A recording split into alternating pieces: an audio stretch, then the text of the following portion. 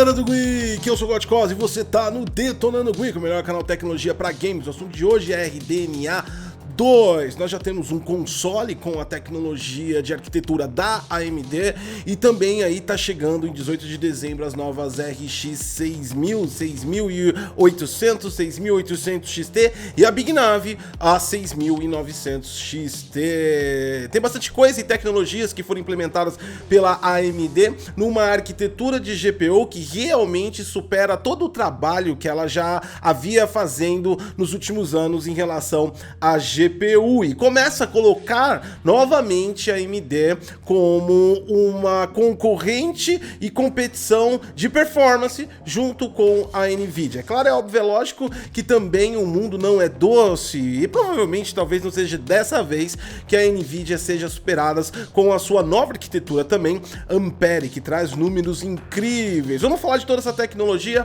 vamos falar sobre o que pode ser essas placas e é claro, é óbvio, é lógico, te instruir melhor sobre RDNA 2, deixa seu like, se inscreve no canal, compartilha essa informação e vambora. Ok, então eu vou começar narrando um pouco da experiência em relação a um equipamento que já tem RDNA 2, que já está comigo, que é o Xbox Series X. A gente ainda não está com o PlayStation 5 e ainda não teve a oportunidade de também mexer no S, mas o X traz uma boa referência pra gente. Nossos testes aqui com o console, quem já conferiu as nossas análises, viu que, surpreendentemente, a arquitetura Zen 2 de processador junto com RDNA 2 em full loading total, usando o Gear 5, a gente estava utilizando um consumo de 190 watts. E isso a gente está falando da composição toda do console, incluindo as PCBs, incluindo os componentes, os SSDs e tudo que precisa para o console funcionar, incluindo também o consumo da luzinha do botão Power do Xbox. Isso quer dizer o quê? Que nós temos índices, sim,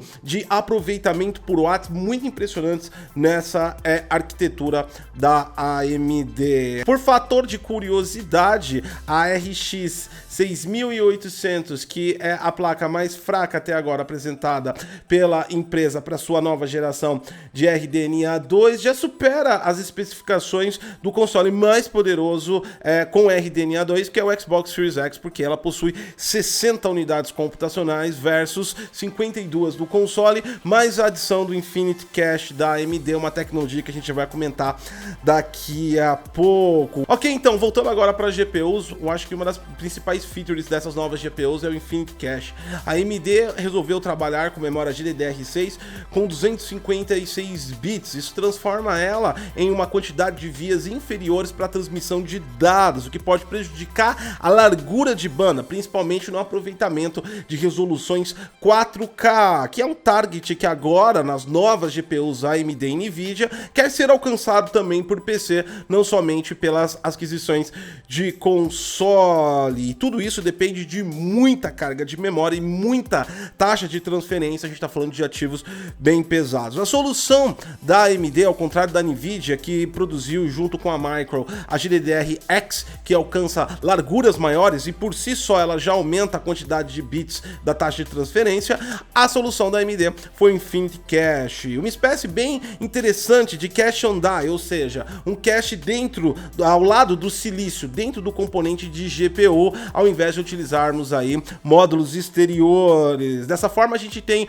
uma latência muito menor de acesso à memória e o Infinity Cache possui 128 MB. Se você quiser transportar para uma realidade de processador para ficar mais fácil de entender, entenda o Infinity Cache da AMD como se fosse uma memória L3 de um processador e provavelmente ela seja um L3 do silício da GPU da AMD. Dessa forma a gente consegue transportar e armazenar e deixar em estado de pré-produção esses dados sem necessidade de buscar toda hora na GPU, tirando o gargalo de 256 bits e deixando o dado em estado pronto para execução da GPU quando ela precisar. O ganho disso é realmente absoluto e ela conseguiu diminuir o consumo de watt da própria memória, deixando o equipamento ainda mais leve. Lembrando mais uma vez que performance por watt não necessariamente é performance de ganho para você, simplesmente que ela consegue enviar mais gastando menos watts. Não quer dizer que as RX 6000 vão enviar mais do que as Nvidias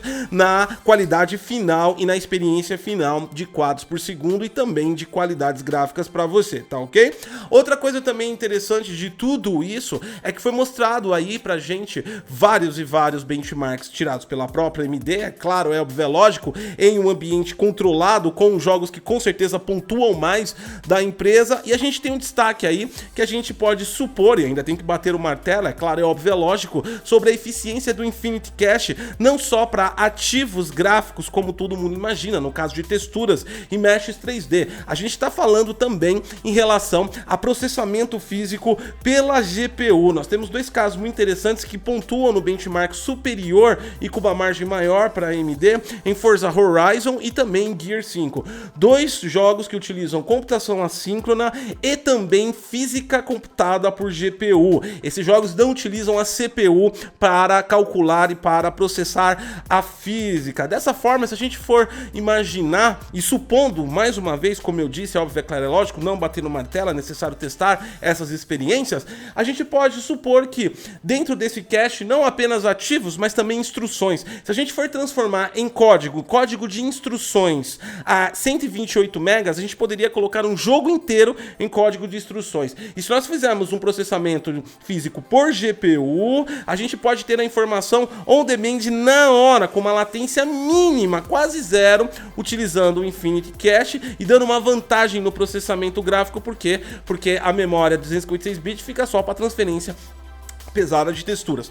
Legal, bacana, mas é claro, é óbvio, é lógico, isso é extremamente variável de jogo para jogo. Como nós vemos no benchmark também, a gente tem outros jogos que a própria NVIDIA Ampere acabaram superando a AMD RX 6000. Legal, bacana, mas não só isso. Agora a AMD também trouxe algo que já era previsto dela trazer, porque ela teve uma representatividade muito grande com a arquitetura Zen, Zen 2, Zen 3 agora, com os Ryzen 5000, e é claro, é óbvio, lógico que ela traria alguma vantagem para fazer aí uma casadia entre RX e Ryzen também. A gente está falando do Smart Memory Access. É uma tecnologia a qual vai permitir que a CPU tenha acesso à GDDR6 da GPU, exatamente. Dessa forma você consegue lidar com processos mais rápidos, porque a gente está falando de uma memória mais rápida. É claro, é óbvio, é lógico que tudo isso depende de PCI Express 4.0 e é limitado exclusivamente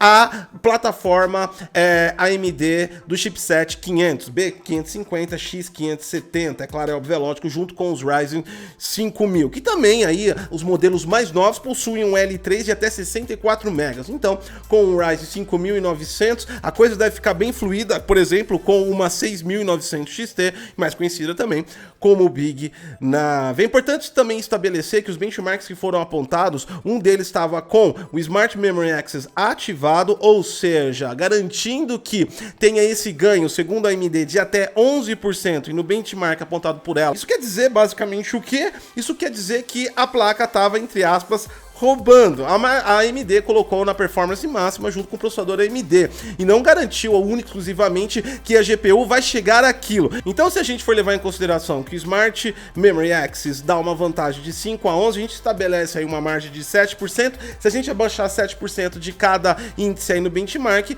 as GPUs podem levar a pior da AMD. Então, se você fizer a AMD Intel como RX 6000, você não está utilizando todo o poder da placa. Vai lembrar também que isso não serve para as gerações passadas do Ryzen, apenas as novas linhas 5000 Zen 3 com um chipset da série 500, ok?